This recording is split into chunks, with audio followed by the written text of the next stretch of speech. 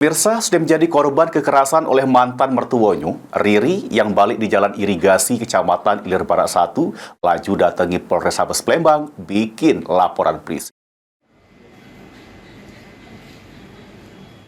Malang nasib yang dialami Riri, ibu rumah tangga yang balik di Jalan Irigasi Lorong Akrab, Kecamatan Ilir Barat 1 Palembang, sudah menjadi korban kekerasan oleh mantan mertuanya dewek.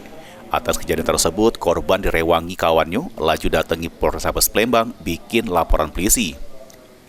Kejadiannya dewek bermula pas korban datang ke rumah mantan mertuanya di Jalan R. Sukamto, Lorong Tembusan, Kelurahan 8 Ilir, Kecamatan Ilir Timur 3 Palembang, guna nak ngajak anaknya untuk merayakan ulang tahun anaknya yang sikoknya.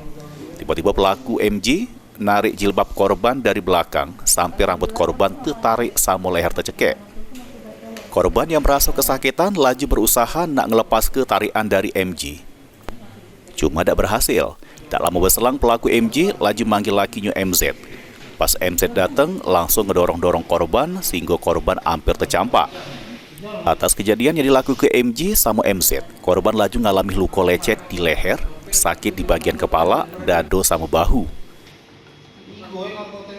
Aku tak nyangka dari si mantan mertua ini nyerang, lari jilbab tuh, aku cek itu. Karena aku posisi, aku pikir dia sholat, tak tahu kan aku udah di mana itu mobil, kan aku tak perlu peduli, yang penting aku cuma. Jadi ayat dicekeknya ya? Dari belakang tadi. Oh, tadinya ada. Aku pas tangan dia, nah dia balik ke depan kok narik leher aku, deketin tangan itu sampai memar sini kan, dia cekik. Aku dorong tangan dia, karena cek itu udah lepas ya. Pas aku dorong itu dia ngomong, kenapa kamu mau aku nak lepas ke tangan dia? Kalau itu aku cekik, matilah aku kan, itu kan anak aku loh itu dia takutan, aku tadi cek ini sudah kan, cek ini dia nariknya.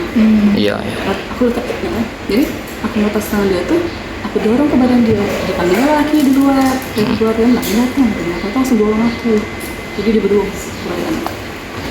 Yang dorong itu tuh bini. Baru. Mantan mertua kita.